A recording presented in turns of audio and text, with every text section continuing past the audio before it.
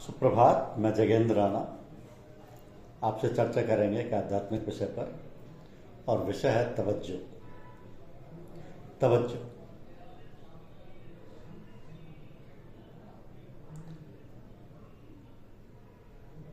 देखिए, तवज्जो में अनेक प्रकार के अनुभव होते हैं, और तवज्जो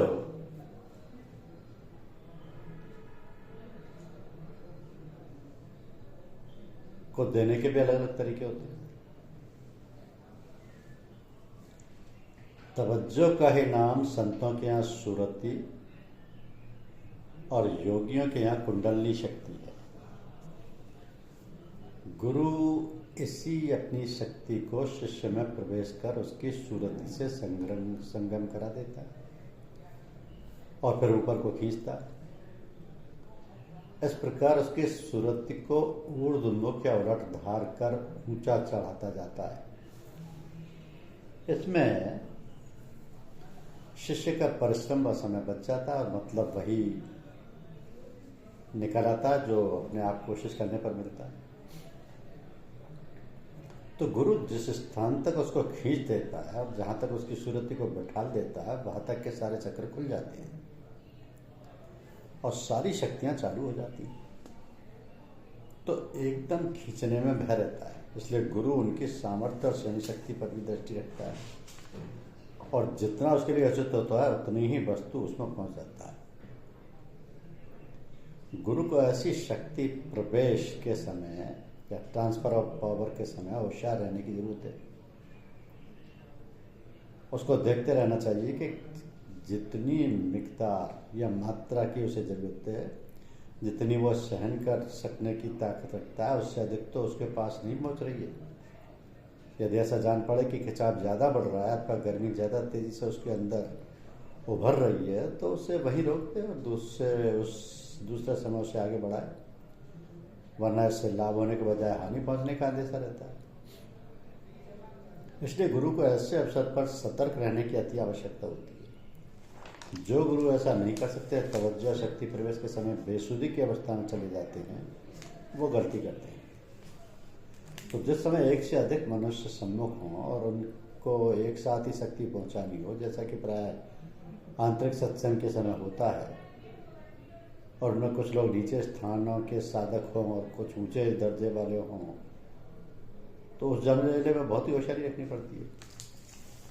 हर एक को उसकी इच्छा और मात्रा के अनुसार नहीं दी जाती, तो उनका लाभ नहीं होता। तो जो नए अभ्यासी हैं उनकी बैठक नीचे के मुकामों में होती है, और जो बीच वाले हैं वो दरमियानी स्थानों में पहुंच चुके हैं और कई बहुत ऊंची चढ़ाई करके ब्रह्मांडीय मंडलों में निवास किए हुए। उन सबको एक साथ आगे बढ़ाना, उनमें मात्रा अनुसार शक्ति संचालन करना होता है। उस समय गुरु को देखते रहना चाहिए, अथवा कभी कभी बीच में आंखें खोल उनके शरीरों पर दृष्टि डालते रहना चाहिए। तो जिन पर असर ज़्यादा दिखाई देता है उधर से शक्ति की धार या करंट काट लेते हैं, और जिस पर कम पहुंची हो, जिसकी तृप्ति ना हुई हो, जो अपने स्थान से आगे ना खिसका हो, उधर की ओर उसकी धार मोड़ देते हैं। यह है तवज्जो देने की क्रिया, जिसके जानकार बहुत कम है। जानते हुए बहुत से लोग प्रयोग नहीं कर पाते हैं। ये वो लोग हैं जिन्हें अपनी शक्तियों पर अभी अधिकार नहीं हुआ है, यानी कंट्रोल नहीं हुआ है। इस काम के लिए समर्थ गुरु की आवश्यकता होती है। बातें बनाने वाले अथवा थोड़ी सी मानसिक सिद्धियों को प्राप्त कर लेने वाले इसको नहीं कर सकते, क्योंकि जो अध्यात्म मंडलों का अनुभव प्राप्त नहीं किया हुआ है, जो पिंडी ब्रह्मांडों और प्रत्येक स्थान में अपने को नहीं ले जा सकता है, वह दूसरे को वहां क्या पहुंचा सकता है। आपन घर पानी नहीं है और अनबख्शत खीर, आपन मन निश्चल नहीं है और बधावत धीर। तो तवज्जो देने के समय गुरु शिष्य को सम्मुख बिठाकर प्रथम अपनी अंतर्दृष्टि से उसके आध्यात्मिक संस्कारों को देखता है और उसके अंतःकरण के मल और आवरणों पर भी एक नज़र डालता है। पीछे उसे आगे बढ़ाने का उद्योग करता है। योग की सिद्धि एक जन्म में नहीं होती। न जाने कितने शरीरों में निवास करता हुआ जीवात्मा अपने निज ध्यान के सफर को तय कर पाता है। जैसा कि भगवान ने कहा है ना कि प्रज्ञाद मानस्तु योगी संशुद्धि कल्प से अनेक जन्मस्य सिद्धस्तो यातीम पराम गति। अर्थात मनुष्य यदि बुरे आचरणों को त्याग के तन मन की पूर्ण शक्ति से इधर बढ़ने का उद्योग करे तो अनेक जन्मों में योग सिद्ध कर परम गति को प्राप्त कर पाता है। बात तो ऐसी है कि इस लंबे मार्ग को प्राणी कई जन्मों में पार कर पाता है, परंतु इसका तात्पर्य ये नहीं कि अब आज से हमको कई जन्म लगाने पड़ेंगे, बल्कि ये भी हो सकता है कि ये हमारा आखिरी जन्म ही जिसमें हम दूर तक पहुंचने वाले हों। शेष रास्ता पिछले शरीरों से अथवा किसी तरह शरीर से हम तय कर चुके हों और अंतिम पद के समीप ही हों। असंभव समझ के हिम्मत नहीं हार बैठना चाहिए। यह बात भी गुरु के अधिकार में होती है कि अनेक जन्मों का काम एक ही जन्म में पूर्ण करा दे, अथवा पूर्व संस्कार का भोग समाप्त करने के लिए एक ही स्थूल शरीर में रहते हुए सूक्ष्म शरीर के आवागमन का चक्र घुमा दें और जीव आत्मा को कई जन्मों से थोड़े थोड़े समय में ही निकाल के बाहर कर दें। परंतु ऐसी दया उन्हीं शिष्यों पर हुआ करती है जो हृदय से अपने को समर्पण कर चुके हैं, हर तरह से उनके हो चुके हैं, अपना आपा मिटा के गुरु चरणों की ओर जो देखते रहते हैं, उनका आसरा तकते रहते हैं। उन्हें ऐसे श्रेष्ठ शिष्यों में से एक के लिए ऐसा किया जाता है। गुरु महाराज अपने अनन्य प्रेमियों को स्वप्नावस्था में भी संस्कारों के भोग करा देते हैं और थोड़े समय में ही कई जन्म जन्म उनके निकाल देते हैं। जो लोग इस विद्या को नहीं मानते वो अपने विचार चाहे कैसे ही क्यों न रखें कि तो ये सत्य है, जिसको लोग आंखों से देखते हैं। ऐसे अनन्य भक्तों का मत ये होता है कि सिवाय गुरु के किसी और को देखते नहीं, किसी से कुछ चाहते ही नहीं। उनकी सारी शक्तियाँ गुरु में केंद्रित रहती हैं। गुरु ही उनके लिए सब कुछ है। जैसा कि गोसाई जी ने कहा कि एक भरोसा, एक बल, एक आस विश्वास, स्वाति सलिल गुरु चरण है चातक तुलसीदास। तो जब गुरु इस प्रकार शिष्य की ओर देखता है तो उसे साफ यह दिखलाई देता है कि इसके नीचे वाले शरीर के भाग में प्रकाश है और ऊपर अंधकार है। जिस स्थान तक ऐसा प्रकाश उसे अनुभव होता है उसे समझ लिया जाता है कि इस स्थान तक वह चढ़ाई करके पहुंच चुका है।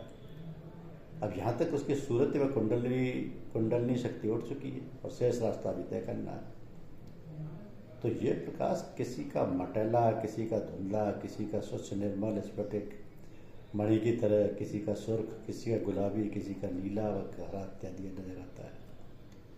ये सब तत्वों के रंग हैं। इनसे यह भी अंदाजा लगाया जाता है कि अमुक अमुक तत्व वो भेद चुका है, उनमें होकर पार निकल चुका है और शेष में होकर उसका गुजरना बाकी है और वह वहीं से उसे आगे चढ़ाता है। तो ये सारे तत्व जिनमें इस ब्रह्मांड की रचना हुई है बेशुमार है। पश्चिमी साइंस की तहकीकात में अभी तक नित्य नए एलिमेंट निकलते चले आ रहे हैं, उनका अंत उन्हें नहीं मिल रहा है। परंतु आर्य ऋषियों ने उनके विभाग किए हैं। सबसे प्रथम महर्षि कपिलदेव मुनि को ज्ञान हुआ और उन्होंने इनकी संख्या 24 जड़ और एक चैतन्य, इस प्रकार 25 की तादाद दिए थे और उनकी गणना सांख्य फिलॉसफी के नाम से प्रसिद्ध हुई। इसके पश्चात उपनिषद काल में दूसरे लोगों ने भिन्न भिन्न मत इस प्रकार प्रकट किए। किसी ने 3, किसी ने 2 ही तत्व माने। अंत में ब्रह्म सूत्र के रचयिता श्री व्यास देव ने एक ही तत्व मान के बताया कि शेष सारे तत्व उसी के रूपांतर हैं, उनकी कोई असलियत नहीं है। इसके विषय में निर्णय करना अति कठिन है। सार यह है कि ईश्वरीय विभूतियों तक मानवीय वृद्धि की पहुंच नहीं है। जो जहाँ तक पहुंच सका उसने उसी को ठीक समझ लिया और दूसरों के सम्मुख अपने मत प्रकट कर दिया। असलियत क्या है उसको करतार ही जान सकता है अथवा थोड़ा बहुत वो जान सकता है जिसकी दृष्टि के सम्मुख से वह पर्दा हटा दे और असली रूप का दीदार करा दे। वरना ये भानुमति का गोरख धंधा समझ में आना महाकठिन। सो जा नहीं जेहु देहु जनाई, जानत तुम्हें तुम्हें है जाई। इस जगत की रचना जड़ और चैतन्य के संयोग से हुई है। चैतन्य एक आत्मा है, शेष जड़, जिसमें न ज्ञान और न हरकत है। तो शास्त्रीय भाषा में इसी को प्रकृति कहते हैं। भगवान कृष्ण के मतानुसार इस प्रकृति के 8 भेद, तत्व कितने ही हों इसमें कोई मतलब नहीं, मगर वो सारे तत्व 8 भागों में बटे हुए हैं और इन्हीं का नाम अष्टधा प्रकृति है। तो वो कहते हैं कि भूमि रापो नलो वायु खम मनो बुद्धि रेव च अहंकार तीय में भिन्ना प्रकृति रष्ट्या अपरे मृतिश्वाना प्रकृति विद्धि में पराम जीव भूता महाभावो ययेदि धार्यते जगत। जिस प्रकार हम एक लैंप पर 8 तरह के रंगों के ग्लोब यानी शीशा चमनी चढ़ा देते हैं, तो उस लैंप का असली प्रकाश तो एक ही रंग का होता है, परंतु शीशों में से होकर गुजरने पर उसके रंग जुदा जुदा भासने लगते हैं। तो इसी प्रकार 8 तत्वों के रंगों का हाल समझ लेना चाहिए। आत्मा के ऊपर इन 8 प्रकार के तत्वों के गिलाफ चढ़ गए हैं। प्रथम पर्दा अहम का, दूसरा पर्दा बुद्धि का, तीसरा मन का और चित्त का है। ये सब सूक्ष्म है, परंतु इन सबके भी रंग और रूप हैं। सभी ये अलग अलग अपने अपने रूप में प्रत्यक्ष दिखाई देते हैं।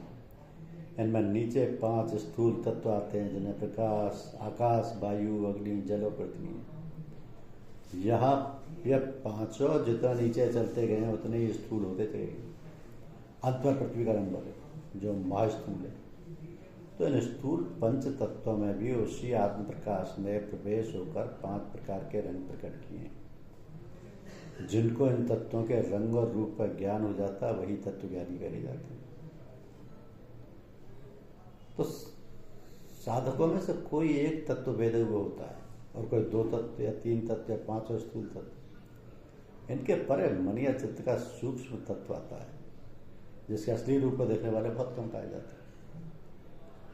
और जिन्होंने बुद्धि तत्व व अयन तत्व का ज्ञान प्राप्त कर इनके रूप भी साक्षात्कार कर लिए हैं, वो लाखों करोड़ों में 1 ही 2 ही होते हैं। तो इन 8 प्रकृतियों के परे 9वां स्थान आत्मा का है। जो साधक किसी आत्मा के आदर्श को सम्मुख रख अपनी साधना में जुटता है और माया के स्थूल और सूक्ष्म 8 स्थानों को पार करते हुए अपने निज रूप के दर्शन, दिव्य दर्शन कर संतुष्ट होता है, वही महात्मा, वही गुरु है। जीव का यही कैवल्य पद है, यही निर्वाण है, यही अमर धाम है, और जहाँ पहुँच के माया का बंधन कट जाता है, आवागमन मिट जाता है और जीव स्वेच्छाधारी बन शांति और आनंद की गोद में हर समय खेलता रहता है। तो ये बात साफ समझ में आ गई होगी कि आत्मा को ईश्वर या परमात्मा तक पहुंचने में 8 मंजिल पार करनी होती है।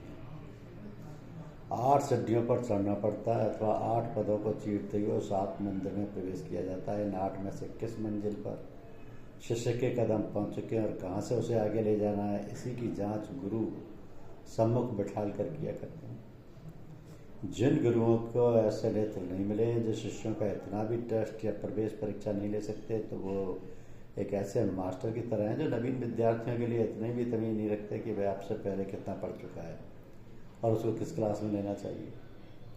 उचित तो यह था कि उसको आगे बढ़ाते, परंतु फिर बेहतर ABCD से ही आरंभ कराते हैं और उसका समय व परिश्रम वृथक होते हैं। ऐसा को अंध गुरु कहा जाता है। वो खुद गिरते हैं और साथ ही दूसरों को भी ले डूबते हैं। तो कबीर साहब कहते हैं, जाका गुरु है आंध्रा, चेला खरा निरंत, अंधे को अंधे मिला पड़ा काल के फंद, नहीं जाना समझा नहीं बूझ न किए गौन, अंधे को अंधा मिला राह बतावे कौन।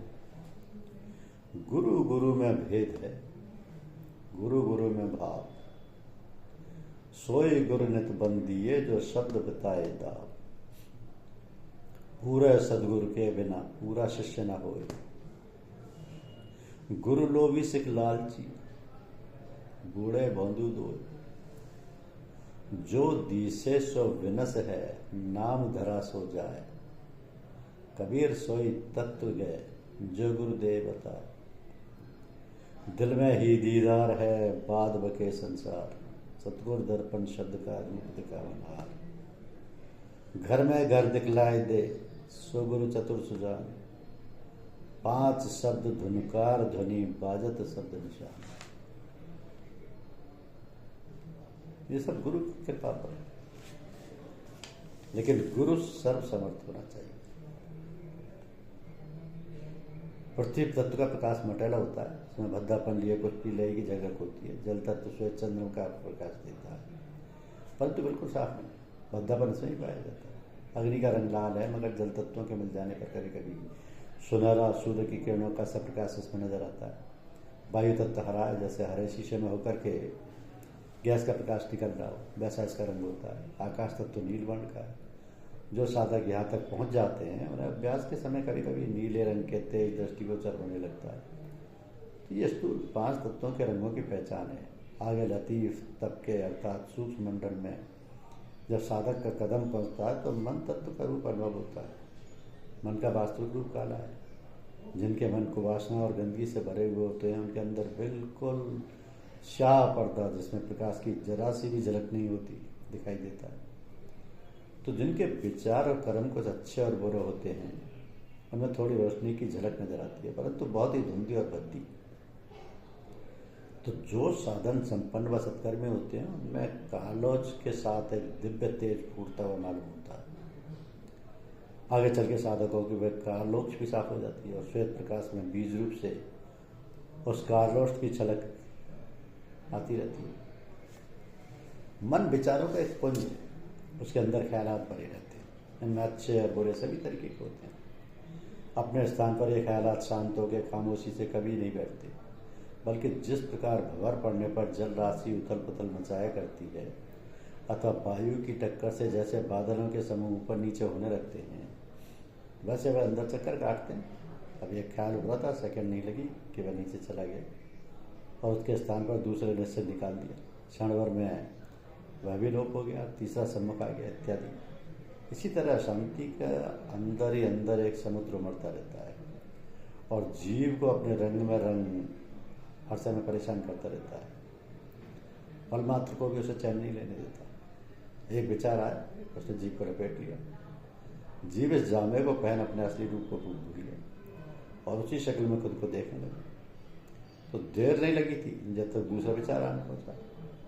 उससे पहले जामे को यानी कपड़े को उतार फेंकने की कोशिश की, सीना झपटी होने लगी। अंत में नवीन वस्त्र की विजय हुई। उसने पुराने को फाड़ फेंका और उसकी जगह खुद ले ली। तो इन विचारों के संग्राम में जीव बेचारा भी बेचैन रहा, उसे शांति नहीं मिल सकी। परंतु क्या करता, मन की शक्तियों पर उसे अधिकार प्राप्त नहीं था। विचार समुद्र से तो बोझ डाला था। उस प्रकार प्रत्येक क्षण मन शक्ति नया सांचा समीप लाती रहती है और जीव को जबरदस्ती बांध के उसी शक्ल में ढालती रहती है। अभी जो रंग था, जो शक्ल थी, थोड़ी देर में सब तब्दील हो गई। नया ढांचा, नया जामा, नया रंग उसका हो गया। उसके थोड़ी देर बाद तीसरी शक्ल में नजर आने लगा। इसी तरह जीवन पर्यंत पराधीनता का तौक हंसली जो कैदियों को पहनाई जाती है, जीव के गले से बाहर नहीं हो पाता और जानता हुआ भी व्यवस्था के कारण कष्ट भोगता रहता है।